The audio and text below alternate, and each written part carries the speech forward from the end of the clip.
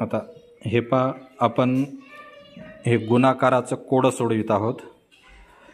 एका गुणाकारावरून एका संख्येवरून पुढची संख्या घेऊन बरोबर पुढचं उत्तरावरून मधली संख्या कोणती असेल किंवा गुणक आणि गुणने कोणता असेल त्यानुसार आपल्याला याच्यावरून गुणाकार काढायचा आहे। पुढे पुढे पुढे आपण सोडवित गेल्यानंतर गुणाकाराची ही क्रिया आपल्याला पूर्ण पुढे करता येईल, बरोबर आहे की नाही। आता हे आपण सोडवलेले आहे। 2 गुणिले 3 म्हणजे आपल्याला काय करायचं आहे, 2 गुणिले 3 म्हणजे 3चा पाडा 2 पर्यंत म्हणायचा आहे। तर गुणने 3 आहे ना, हां, मग किंवा 2चा पाडा म्हटला तरी चालतं, पण 3चा पाडा 2 पर्यंत। 3 दुने 6 आलं 6, पुन्हा खाली 3 गुणिले 4 इथं 4 आणि इथं उत्तर होतं अगोदरच 12 होतं।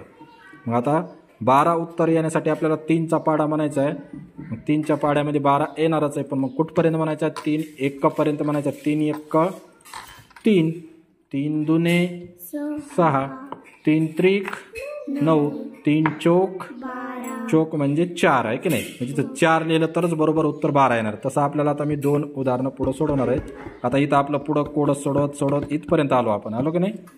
हां, आता पहा हे बोललो 4 गुणिले इथं डॅश डॅश इथं चौकोन रिकामा आहे की नाही, आणि उत्तर किती आलं 24।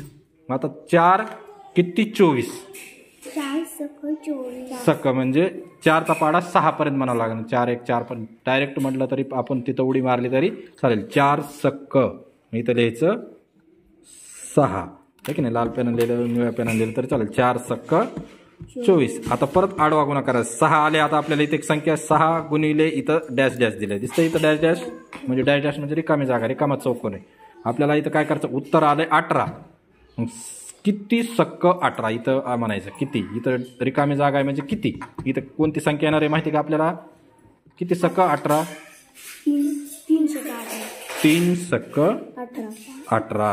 आता परत इथून आपल्याला वर मोजत जायचे आहे की नाही। आता इथं उत्तर आलंय 18 आणि आपल्याकडे आहे 2 संख्या, मग इथं रिकामा चौकोन आहे की नाही।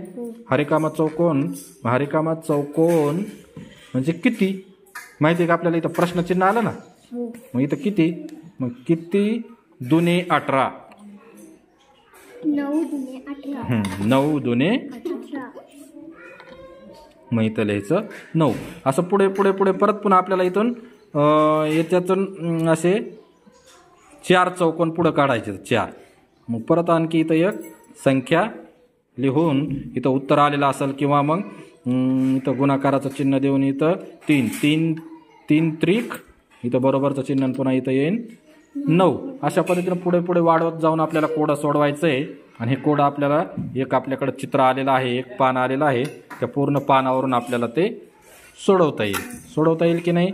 हा, छान वाटलं का, याच्यावरून आपली बौद्धिक पातळी वाढत जाईल, वेगाने क्रिया करण्याची शक्ती वाढते आणि गुणाकार सोपा होऊन जाईल, आहे की नाही। नवीन संख्या शोधता येते, किती सख्खे पाडेपाठ असणे यासाठी गरजेचं आहे, बरोबर आहे। छान।